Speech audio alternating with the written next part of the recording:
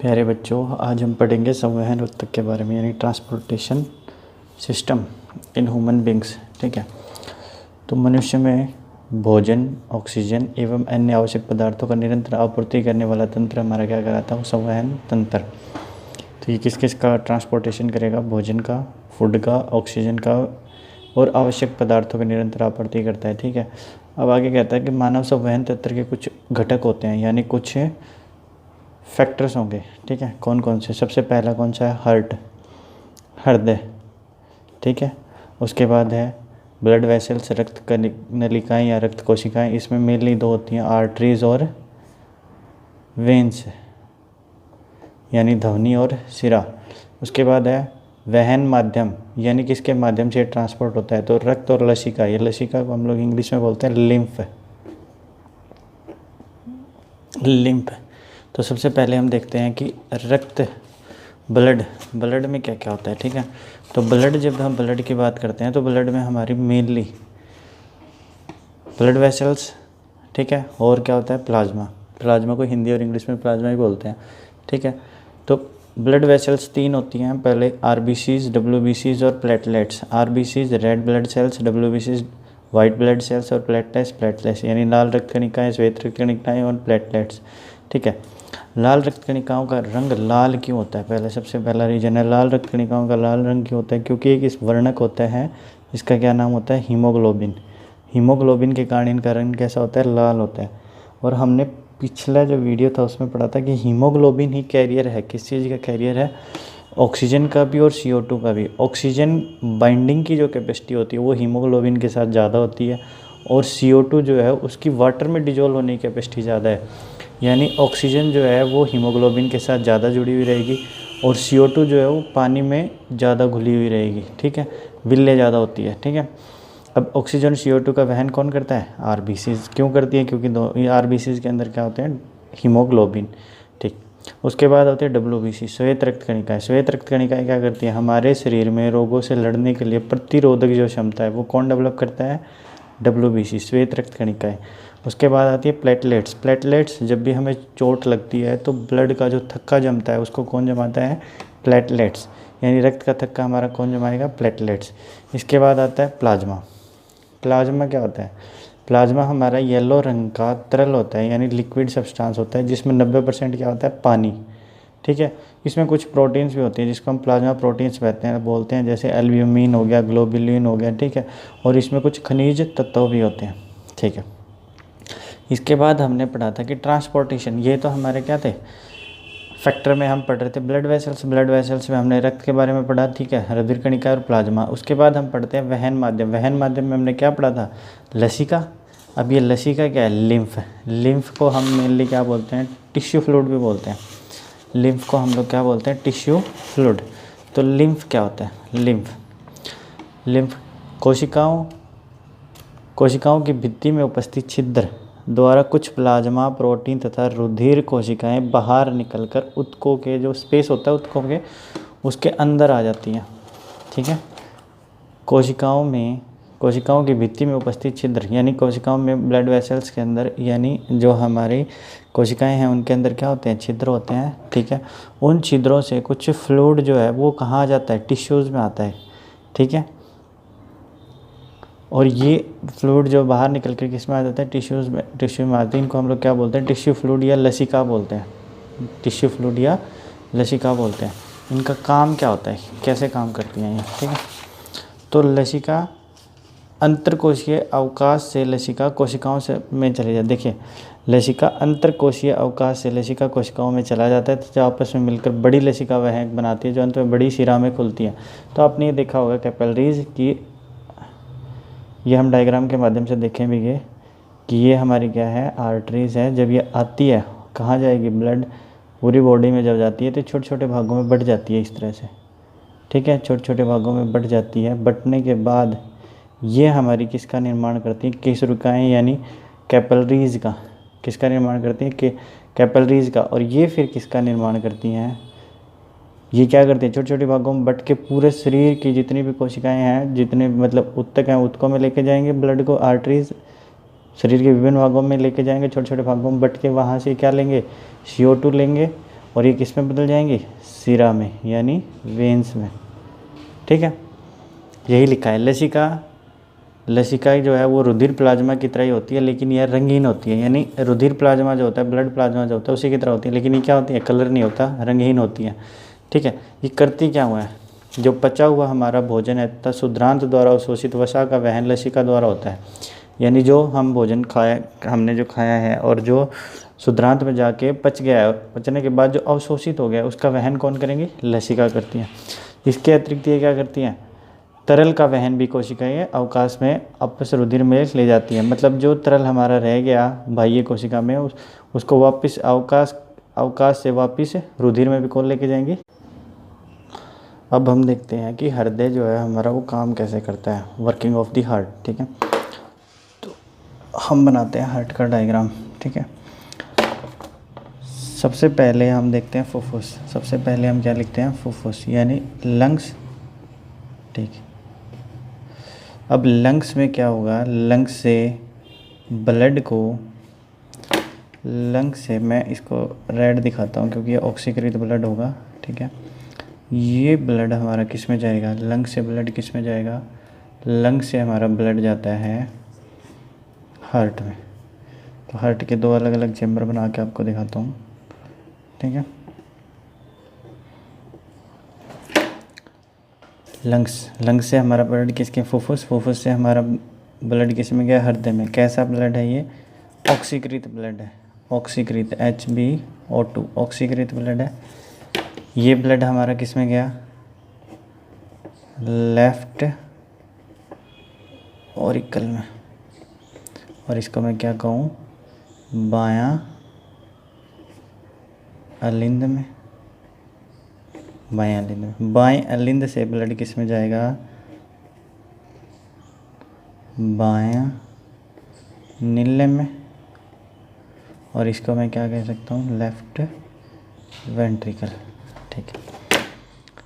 ठीक है, हुआ क्या है कि लंग्स से जो ब्लड है, ठीक है, वो हमारा कहाँ गया है, कहाँ आया है हमारा ब्लड, लेफ़्ट ऑरिकल में। लेफ़्ट ऑरिकल यानी बायां अलिंद में। अलिंद, आपको जो ध्यान रखने वाली बात है वो क्या है कि अलिंद हमेशा ब्लड को रिसीव करेगा, यानी ग्रहण एकत्रित करेगा। ठीक है, अलिंद। अब यहाँ से ब्लड, वेंट्रिकल से ब्लड कहाँ जाएगा, पूरी बॉडी में, बॉडी पार्ट्स में। ठीक है, इस बॉडी पार्ट्स में जाने के बाद इसी में हो रहा है ये ब्लड जो है। अब देखिए ये लेके कौन जा रहा है ये बाद में हम देखेंगे, और लेके कौन आ रहा है ये भी हम देखेंगे। ठीक है, हार्ट के 4 चैम्बर होते हैं, दो चैम्बर हमने बनाए थे, 2 हमारे ये रहे। ठीक है, 2 चैम्बर हमारे ये रहे। ठीक, ये पूरी बॉडी पार्ट से अब रिसीव कौन करेगा, अलिंद। ये हमारा दायां अलिंद हो गया। कौन सा हो गया, दायां अलिंद। दायां अलिंद क्या कर रहा है, ब्लड को रिसीव कर रहा है। अब वापस लेके जाने का काम किसका है, वेंट्रिकल से। ये वेंट्रिकल भेजेगा, यानी ये क्या है हमारा, नीले। कौन सा नीले, दायां नीले, यानी राइट वेंट्रिकल। अब इसमें ध्यान देंगे हो कैसे रहा है, सारी प्रोसेस कैसे हो रही है। ठीक है, कहाँ पे ऑक्सीजनेटेड ब्लड है, कहाँ पे डीऑक्सीजनेटेड ब्लड है, यानी ऑक्सीकृत ब्लड, और ये हमारा अनऑक्सीकृत या वीऑक्सीकृत। ये हमारा कैसा ब्लड है, HbCO2 अनऑक्सीकृत और वीऑक्सीकृत ब्लड। ठीक, अब समझते हैं कि ब्लड जो है, ब्लड लंग्स में जैसे हमने सांस लिया था तो हमारे पास यहाँ पे क्या आ गया था, ऑक्सीजन जो है हमने लंग्स में क्या लिया, ऑक्सीजन आई। ऑक्सीजन जो है वो किसके साथ अटैच हुई, ब्लड के साथ अटैच हुई। और इसमें यहाँ से हम देख रहे हैं कि ब्लड के साथ अटैच हुई, ये हमारा कौन सा, ऑक्सीकृत ब्लड है। ठीक है, अब ये कहता है कि ब्लड को लेके आने का काम, ध्यान से सुनना है कि ब्लड को लेके आने का काम सिरा का है। ब्लड हृदय में कौन लेके आएगा, कि ब्लड को हृदय में लेके आने का काम किसका है, सिरा का। लेके आने का काम, लेके आना कहाँ पे, हार्ट में, सिरा। और ब्लड को हार्ट से लेके जाने का काम, हार्ट से लेके जाने का काम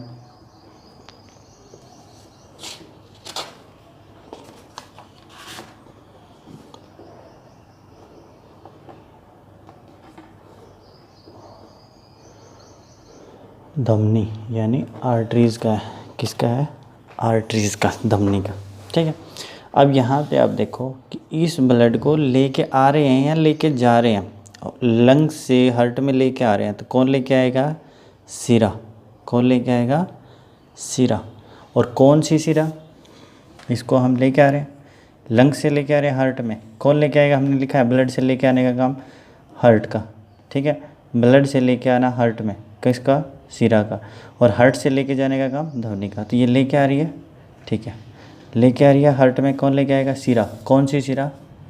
कौन सी सिरा? फुफ्फुस सिरा। कौन सी सिरा?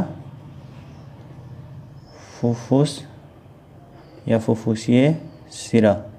और कैसा ब्लड है ये? ऑक्सीकृत यानी ऑक्सीजन कृत, ऑक्सीजनेटेड ब्लड है। ठीक है, इसको हम लोग इंग्लिश में पुल्मोनरी वेन्स बोलते हैं, पुल्मोनरी वेन्स। अब ये ब्लड कहाँ आएगा? हमने कहा था अलिंद जो है वो रिसीव करेगा। अब देखिए आप यहाँ से दोनों अलिंद, लेफ्ट ऑरिकल भी देखिए, यानी बायां अलिंद भी देखिए, दायां अलिंद भी देखिए, ये भी रिसीव कर रहा है और ये भी हमारा रिसीव कर रहा है। ठीक है, तो रिसीव करने का काम किसका है? अलिंद का। तो ये अलिंद में ब्लड आया। कौन से अलिंद में? बाएं में। और बाएं अलिंद से ब्लड किस में आएगा? बाएं नीले में। और बाएं नीले में जब संकुचन होगा तो ये कहाँ जाएगा? ये ब्लड पूरे बॉडी पार्ट्स में। कहाँ जाएगा ये ब्लड? पूरे बॉडी पार्ट्स में। और बॉडी पार्ट से दोबारा ये ब्लड बॉडी पार्ट से, हमने ये पढ़ा था लसिका के केस में कि कैपिलरीज जो होती हैं, पढ़ाया था आपको कि ये लेके आने का, यहाँ से लेके जाने का काम किसका है? धमनी का। हार्ट से पूरे बॉडी में कौन लेके जाएंगे? धमनी। ठीक है, और ये क्या है? मैंने आपको बताया है ये कैसा ब्लड है? कैसा ब्लड है ये? ऑक्सीकृत ब्लड है। ठीक है, कैसा ब्लड है ये? ऑक्सीकृत ब्लड है। और ये ऑक्सीकृत ब्लड है। ये ऑक्सीकृत ब्लड कहाँ जाएगा? पूरे बॉडी पार्ट्स में। और बॉडी पार्ट्स में आपको समझाया था कुछ इस तरह के हैं, ये कैपिलरीज में बटे हुए हैं, यानी छोटे छोटे। ये धमनी जो है इसको हम महाधमनी बोलेंगे, महाधमनी। ये महाधमनी जो है ब्लड को लेके आएगी,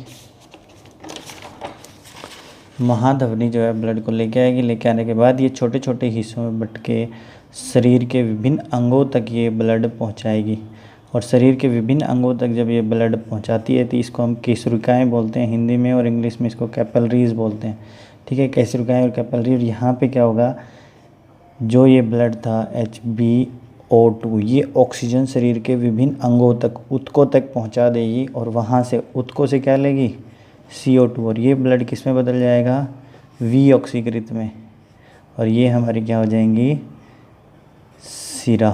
किस में बदल गई? सिरा में, HbCO2 को। अब इसी डायग्राम में देखते हैं कि ये यहीं हो रहा है बॉडी पार्ट्स में, यानी शरीर के विभिन्न हिस्सों में गया ब्लड। कैसा गया था? HbO2 वाला, यानी ऑक्सीकृत ब्लड था। और ये ऑक्सीकृत ब्लड किस में बदला? V ऑक्सीकृत या N ऑक्सीकृत ब्लड में। और ये अब हम क्या कह रहे हैं कि शरीर के विभिन्न हिस्सों से हृदय में लेके जाने का काम किसका है? शरीर किसका है? सिरा का, वेन्स का। तो ये क्या होगी? हमारी सिरा। ठीक है, और ये सिरा भी कौन सी होगी? महासिरा। ठीक है, महासिरा कहाँ लेके जाएगी? हमने क्या कहा था? रिसीव करने का काम किसका है? अलिंद का। कहाँ लेके जाएगी? अलिंद में। ठीक है, और अलिंद से ये किस में आएगा? नीले में। और जब नीले में संकुचन होगा, यानी जब ये नीले में दाब बनेगी, ऐसे दबेगा, संकुचन होगा, तो ये कि कहाँ जाएगा? ये ब्लड कहाँ जाएगा? लंग्स में। कहाँ जाएगा? लंग्स में। और हमने क्या कहा कि हृदय से लेके जाने का काम किसका है? धमनी का। तो ये कौन लेके जाएगी इसको? फुफ्फुस धमनी, क्योंकि ये किस में जा रही है? फुफ्फुस में। इसीलिए हम इसको क्या बोलेंगे?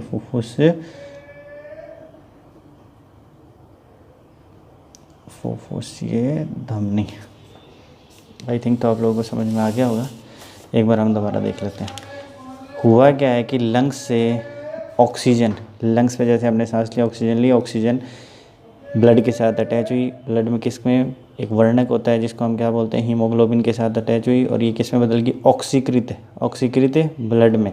और ये ऑक्सीकृत ब्लड जो है, ऑक्सीकृत रुधिर या ऑक्सीकृत ब्लड, ठीक है, ये ऑक्सीकृत ब्लड कहाँ जाएगा, हार्ट में। कौन से में, बाएं वाले में, बायां अलिंद में। और ये बायां अलिंद को कहाँ कौन लेके आ रहा है इसको, फुफ्फुसीय सिरा, ठीक है, बाएं अलिंद में गई। बाएं अलिंद से किस में आएगी, बाएं नीले में। और जब संकुचन होगा यानी ऐसे दबेगा तो ये कहाँ जाएगा, पूरे बॉडी में। और पूरे बॉडी से लेके कौन जा रहा है, महाधमनी। ये याद रखना है कि हार्ट से पूरे शरीर में लेके जाने का काम धमनी का है, और हार्ट में लेके आने का काम किसका है, वेंस का। आप कंफ्यूज नहीं होगे इससे, ठीक है। तो आई थिंक तो ये क्लियर है, ठीक। अब हम देखते हैं आपकी एनसीईआरटी की बुक में जो हार्ट का डायग्राम दिया हुआ है, जो आपसे 5 नंबर का पूछा जाएगा, वो हार्ट का डायग्राम बनाना कैसे है, ठीक है। आज हम देखते हैं बहुत ही सिंपल तरीके से कि हार्ट का डायग्राम बनता कैसे है। कंफ्यूज बिल्कुल नहीं होना है, जिस तरह से अभी समझाया केवल इसी तरह से आपको हार्ट का डायग्राम भी बनाना है। कैसे बनाएंगे हम, देखते हैं।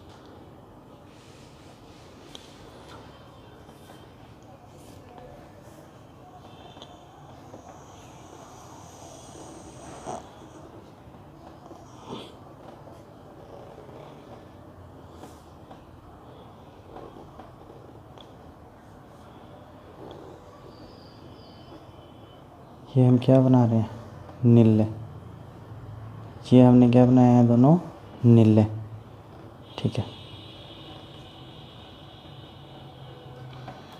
ठीक है, नीले हो गया। अब आपको ध्यान क्या देना है कि नीले जो है वो ब्लड, अलिंद जो है वो ब्लड को रिसीव करता है, और नीले जो है वो पूरे शरीर में पहुंचाता है, ठीक है। अब देखो यहाँ ये ब्लड,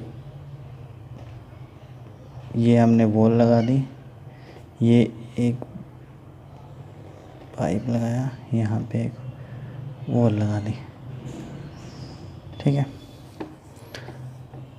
ये पाइप है, ये ब्लड को लेके जाएगा, ठीक है।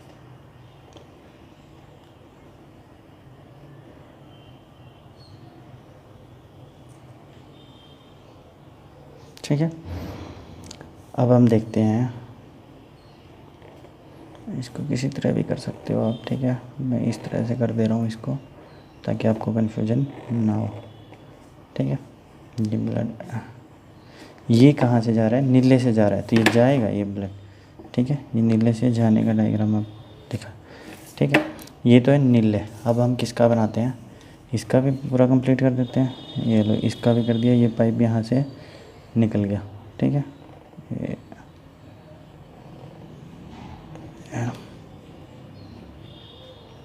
ऐसे ही इसमें भी लगाएंगे। ये वो इस तरह से होती है ताकि ब्लड ऊपर जाए, नीचे ना आए, ठीक है, हो गया। अब हम इसको भी कंप्लीट कर देते हैं, इसको हम इस तरह से कंप्लीट कर देते हैं।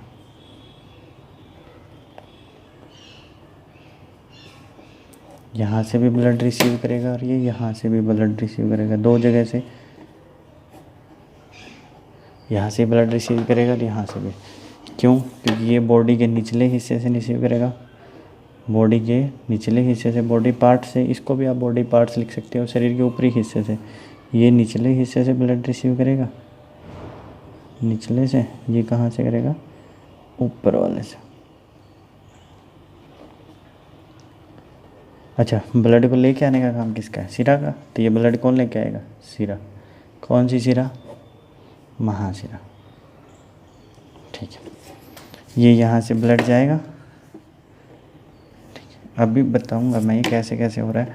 इसमें भी ऐसे ही 2 भागों से रिसीव करेगा, तो इसको भी हम 2 से बना सकते हैं, इस तरह से करके। ये लो,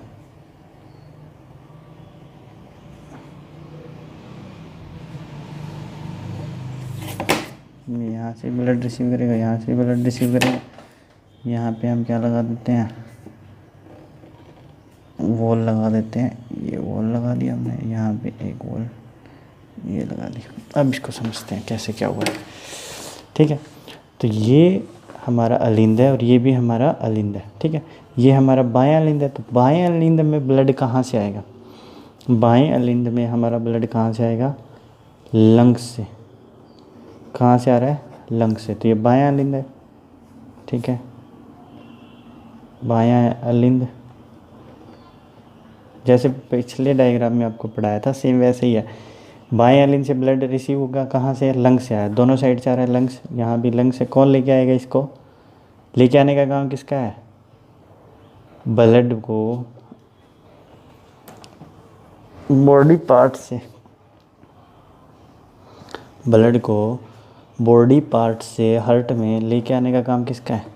सिरा का। कौन सी सिरा? फुफ्फुस सिरा। कौन लेके आएगा इसको? फुफ्फुस सिरा, ठीक है। तो ये हमारी क्या कहलाएंगे? फुफ्फुस सिरा। ये भी हमारी क्या कहलाएगी? फुफ्फुस सिरा। इसके अंदर ब्लड पहले इसके अंदर आएगा, इसकी वर्किंग समझेंगे। पहले इसके अंदर आएगा, फिर यहाँ से ब्लड इसमें आएगा। ये कैसे होता है, कैसे काम करता है, ये देखो पहले एक बार समझते हैं। ये यहाँ से यहाँ आया, यहाँ से फिर ये ब्लड किस में जाएगा? नीले में। किस में जाएगा? नीले में। कौन से नीले में? लेफ़्ट नीले में, यानी बाएं नीले में जाएगा। बाएं नीले से जब संकुचन होगा तो ये ब्लड कहाँ जाएगा? पूरे बॉडी पार्ट्स में। ये कहाँ जा रहा है? बॉडी पार्ट्स में, ठीक है।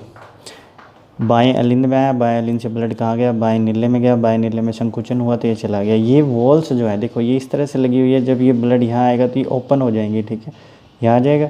और जब ये संकुचन होगा तो ये वॉल्स जो है क्लोज हो जाएंगी, ये वाली वॉल्स क्लोज हो जाएंगी और ये वाली वॉल्स ओपन हो जाएंगी, ठीक है। तो ब्लड यहाँ से निकल जाएगा, कहाँ जाएगा? पूरे बॉडी पार्ट्स में। पूरे बॉडी पार्ट्स में जाने के बाद पूरे बॉडी पार्ट्स से फिर किस में बदलेगा? हमने पढ़ा था कैपिलरीज में। कैपिलरी से किस में? HbCO2 में, अनऑक्सीकृत ब्लड में। अनऑक्सीकृत ब्लड फिर इसको लेके आएगी। कौन लेके आएगी? महाशिरा। कहाँ से लेके आएंगे? लेके आने का काम किसका है? सिरा का। कहाँ से लेके आएंगे? पूरे बॉडी पार्ट से। कहाँ? दाएं अलिंद में। दाएं अलिंद रिसीव करेगा, दाएं अलिंद से फिर ये किस में जाएंगे? दाएं नीले में। दाएं नीले से फिर संकुचन होगा तो ये कहाँ जाएगा? लंग्स में, फुफ्फुस में। और फुफ्फुस से फिर ये पूरी प्रोसेस दोबारा से स्टार्ट हो जाएगी। ये है हमारे हार्ट की वर्किंग, ठीक है। तो आपको ये डायग्राम भी बनाना है जो आपके NCERT में दिया हुआ है। अगर पेपर में आता है तो यही आपको बनाना है। अब इसकी वर्किंग क्या है, कंप्लीट किस तरह से कार्य करता है, ये मैं आपको बताता हूँ, ठीक है। डायग्राम हमने देखिए हृदय का कार्य। ऑक्सीजन प्रचुर रुधिर फुफ्फुस से हृदय में बाईं ओर स्थित कोष्ठ बाएं अलिंद में आता है, ठीक है, हमने समझा। रुधिर को एकत्रित करके बायां अलिंद स्थिर रहता है, मतलब ये क्या है? डायस्टोल पोजीशन में है, यानी रिलैक्स है, ठीक है। आया इसमें जब ये स्थिर है, यानी ये कुछ हरकत नहीं कर रहा, तो बायां नीले जो है वो फैलता है, ठीक है। बायां नीले फैलेगा तो ब्लड जो है बाएं अलिंद, जब ये स्थिर है तो ये फैला हुआ है, ठीक है। जब ये संकुचित होगा, जब बायां अलिंद संकुचित होगा तो रुधिर जो है बाएं अलिंद से किस में चला जाएगा? बाएं नीले में। ये दोनों प्रोसेस एक साथ हो रही हैं। जब ये हमारा सिकुड़ेगा तो ये हमारा रिलैक्स रहेगा, यानी बायां अलिंद जब सिकुड़ेगा तो बायां नीले हमारा रिलैक्स है। बायां नीले जब सिकुड़ेगा, संकुचित होगा, तो ये हमारा रिलैक्स हो जाएगा। मतलब ब्लड एक बार आएगा, फिर यहाँ से नीचे जाएगा, तो जब ये ऊपर भेजेगा तो ब्लड इसमें रिसीव होगा, फिर ऐसे ये पूरी प्रोसेस चलती रहेगी इस तरह से, ठीक है। तो ये समझ में आया। बायां अलिंद जब स्थिर रहता है, यानी डायस्टोल पोजीशन में होता है, तो बायां नीले हमारा क्या करता है? जब ये हमारा स्थिर रहता है तो बायां नीले फैलता है, ठीक है। जब ये बायां अलिंद संकुचित होता है तो रिजल्ट क्या होता है? बाएं अलिंद में चला जाता है। बाएं अलिंद से ब्लड किस में जाएगा? बाएं नीले में, ठीक है। जब बायां नीले संकुचित होगा तब रुधिर कहाँ होगा? पंपित होगा, यानी रुधिर कहाँ जाएगा? पूरे बॉडी में, ठीक है। बाएं नीले से ब्लड कहाँ जाता है? पूरी बॉडी में। आपको समझाया था बाएं नीले से ब्लड कहाँ जाएगा? पूरी बॉडी में। और बायां नीले से पूरे बॉडी में चला गया। फिर पूरी बॉडी में जाने के बाद दायां अलिंद में कौन लेके आएगी? सिरा। कैसा रुधिर? ऑक्सीकृत, ऑक्सीकृत HbCO2 रुधिर बायां अलिंद में आएगा। जब ये दायां अलिंद संकुचित होगा तो किस में जाएगा? दाएं नीले में। और जब दायां नीले संकुचित होगा तो ये किस में जाएगी? फुफ्फुस में, क्योंकि फुफ्फुस में ये क्या करते हैं? गैसेस का एक्सचेंज, और ये फिर HbO2 में बदल जाता है। अब यहाँ पे एक बात जो है वो नोटिस करने वाली है, वो क्या है? एक बात जो नोटिस करने वाली वो क्या है कि बायां जो नीले है हमारा, आप ध्यान से देखेंगे तो ये भित्ति जो है हमारी ये मोटी है, यानी वेंट्रिकल्स जो हैं, वेंट्रिकल्स नीले, हमारे नीले की भित्ति मोटी होती है अलिंद की बजाय। क्यों? क्योंकि नीले को ब्लड जो है ऊपर भेजना होता है। ठीक है, तो ये यही बात लिखता है कि बायां जो नीले है अलिंद की अपेक्षा नीले की पेशीय भित्ति जो होती है वो मोटी होती है। क्यों होती है? क्योंकि नीले से पूरे शरीर में रुधिर भेजा जाता है। ठीक है, समझ में आ गया? आगे हम देखते हैं इसमें। ठीक है, आगे हम देखेंगे। सबसे पहले तो हम ये देखते हैं कि किस में कितने कोष्ठ होते हैं। ठीक है, जो जल, स्थलचर और सरीसृप यानी एम्फीबियन और रेप्टाइल्स, एम्फीबियन और रेप्टाइल में हमारे 3 कोष्ठीय हृदय होते हैं। ठीक है, 3 कोष्ठीय हृदय हैं। मछली में हमारे कितने कोष्ठीय हृदय हैं? 2 कोष्ठ, यानी 2 ही चैम्बर बनेंगे। ठीक है, लेकिन ये कहता है कि रेप्टाइल्स में एक एक्सेप्शन है, क्रोकोडाइल एकमात्र ऐसा रेप्टाइल है जिसमें 4 चैम्बर हार्ट होता है। मनुष्य में कितने चैम्बर हार्ट होता है? मनुष्य में 4 चैम्बर हार्ट होता है। अब आपसे एक क्वेश्चन पूछा जाता है, दोहरा परिसंचरण तंत्र क्या होता है? कि तो दोहरा परिसंचरण तंत्र क्या होता है? एक चक्कर में 2 बार रुधिर हृदय में जाता है, इसीलिए इसे दोहरा परिसंचरण तंत्र कहते हैं। तो आपसे पूछा जाएगा कि दोहरा परिसंचरण, मनुष्य में जो वहन होता है, संवहन होता है, उसको दोहरा परिसंचरण तंत्र क्यों कहते हैं? तो एक ही चक्कर के दौरान 2 बार रुधिर हृदय में जा रहा है। दोबारा देख लेते हैं। एक ही चक्कर के दौरान पूरा एक साइकिल होगी, एक बार ब्लड देखिए इधर रुधिर में आ रहा है और एक बार इधर से रुधिर में आ रहा है, यानी एक ही चक्कर में 2 बार जो है ब्लड किस में आ रहा है? हार्ट में आ रहा है। इसीलिए हम इसको क्या बोलते हैं? Double circulation. ठीक है, डबल सर्कुलेशन। अब हम देखते हैं आर्टरीज और वेन्स में अंतर। ठीक है, आर्टरीज और वेन्स में अंतर, धमनी और शिरा में क्या अंतर है? ठीक, तो धमनी जो होती है, धमनी हमने कहा था धमनी का काम क्या है? धमनी का काम हृदय से पूरे शरीर में ब्लड की सप्लाई करना। ठीक, तो कौन सा ब्लड लेके जा रही है? ऑक्सीकृत रुधिर को हृदय से शरीर के विभिन्न भागों तक लेके जाती है धमनी। लेकिन हमने एक अपवाद भी पढ़ा था, फुफ्फुस धमनी। फुफ्फुस धमनी पढ़ा था हमने, ये इसने केवल ये लिखा है कि हृदय से शरीर के विभिन्न भागों में, लेकिन फुफ्फुस धमनी आप देखोगे कि फुफ्फुस धमनी क्या कर रही है? ये है फुफ्फुस सिरा, ये है फुफ्फुस सिरा, और ये यहाँ से जो लेके जाएगी लंग्स को, ये कैसा ब्लड है? HbCO2 वाला। और इसको कौन लेके जा रहा है? फुफ्फुस धमनी, क्योंकि हार्ट से लेके जाने का काम किसका है? धमनी का। तो फुफ्फुस धमनी हमारी किस में लेके जा रही है? लंग्स में। कैसा ब्लड है? V ऑक्सीकृत। ये यही लिख रहा है कि फुफ्फुस धमनी जो है HbO2 ऑक्सीकृत रुधिर को हृदय से शरीर के विभिन्न भागों लेके जाती है, लेकिन फुफ्फुस धमनी क्या है? HbCO2 ब्लड को कहाँ लेके जाएगी? लंग्स में। ये अपवाद हो गया। ठीक, ऐसे ही इसमें इस सिराएँ हमारे क्या करती है? N ऑक्सीकृत यानी V ऑक्सीकृत रुधिर को एकत्रित करके हृदय में वापस लाती हैं। लेकिन फुफ्फुस सिरा आप देखोगे, देखते हैं हम फुफ्फुस सिरा। ठीक है, ये हमने पढ़ा था फुफ्फुस सिरा। ये लंग्स से कहाँ लेके आ रही है? हृदय में। फुफ्फुस सिरा ये अपवाद है। फुफ्फुस सिरा कैसा ब्लड लेके आ रही है? ये HbO2 ऑक्सीकृत ब्लड। मेनली जो ज़्यादातर जो वेन्स है, सिरा हैं, वो अनऑक्सीकृत ब्लड को, रुधिर को एकत्रित करके हृदय में लाती है, लेकिन ये कैसे लेके आ रही है? ऑक्सीकृत। ठीक है, इसके बाद हम देखते हैं कि धमनी की भित्ति जो है मोटी होती है और अधिक लचीली होती है। क्यों होती है मोटी और अधिक लचीली? क्योंकि जब वेंट्रिकल्स यानी ये नीले में जब क्या होता है? प्रकुंचन, यानी ये संकुचन या प्रकुंचन एक ही बात है। जब ये दबता है तो ब्लड जो है प्रेशर के साथ निकलता है। प्रेशर के साथ निकलता है, किस में जाता है? धमनी में। किस में जाएगा? धमनी में। और ये जो धमनी है, धमनी की वॉल जो मोटी होती है, तो इसी वजह से वो प्रेशर को वहन कर पाती है, दाब को वहन कर पाती है। इसीलिए धमनी की भित्ति मोटी व अधिक लचीली होती है, जबकि सिरा की भित्ति कम मोटी व कम लचीली होती है। दूसरा, धमनी जो है उसमें वॉल्व नहीं होती। ठीक है, सिरा में वॉल्व होती है इस तरह से। ये वॉल्व क्यों होती है? क्योंकि इसको ब्लड को ऊपर लेके जाना होता है। ठीक है, तो जब हार्ट में संकुचन होता है, ठीक है, संकुचन या प्रकुंचन यानी दबता है, तब ये क्या करती है? ब्लड को ऊपर भेजती है। जब वो रिलैक्स होता है, फैलता है, तो ये ब्लड वापस ना आ जाए, इसलिए वॉल्व होती है, ये क्लोज हो जाती है। ठीक है, उसके बाद ये ऊतकों के नीचे पाई जाती हैं। ठीक, धमनी जो है, धमनी को हम अपने हाथ की रेखाओं पे नहीं देख सकते, मतलब हाथ की मसल्स पे ऐसे करके देखोगे तो नहीं दिखेंगी, लेकिन वेन्स जो है ये हमारे ये दिख रही हैं। ठीक है, तो वेन्स जो है वो सतही होती हैं, सुपरफिशियली होती हैं, लेकिन ये क्या होती है हमारी डीप फीडेड होती है, डीप फिटेड या डीप फीडेड, जो भी आप बोलना चाहो, ठीक है, डीप फीडेड होती है अंदर, ठीक है। तो ये था हमारा हृदय, आई थिंक सबको समझ में आ गया होगा। इसमें एक टॉपिक और बचता है आपका रक्तदाब, यानी ब्लड प्रेशर क्या होता है, ठीक है, ब्लड प्रेशर देखते हैं। तो रुधिर वाहिकाओं की यानी ब्लड वेसल्स के ऊपर, ब्लड वेसल्स की भित्तियों के विरुद्ध जो दाब लगता है उसको रक्तदाब कहते हैं। कि ब्लड प्रेशर क्या होगा, ब्लड वेसल्स के ऊपर जो प्रेशर क्रिएट किया जाएगा ब्लड वेसल्स की वॉल के ऊपर, उसको ब्लड प्रेशर बोलेंगे। तो रुधिर वाहिकाओं की भित्ति के विरुद्ध जो दाब लगता है उसे रक्तदाब कहते हैं। यह दाब धमनियों में अधिक होता है। मैंने आपको बताया कि जब ये दबता है, हार्ट जब संकुचन होता है तो ये धमनियों के थ्रू ब्लड जो पूरे शरीर में पहुंचता है, ठीक है। तो धमनियों में दाब अधिक होता है, इसलिए धमनी के अंदर रुधिर का दाब निल्य प्रंकुंचन या संकुचन, एक ही बात है, के दौरान क्या कहलाता है, संकुचन या प्रंकुंचन दाब। और निल्य अनुशीतलन यानी जब ये शिथिल होता है, फैलता है, तो उसको क्या कहलाता है, अनुशीतलन दाब कहलाता है। सामान्य प्रंकुंचन का दाब 120 mm पारा होता है तथा अनुशीतलन का दाब 80 mm पारा होता है।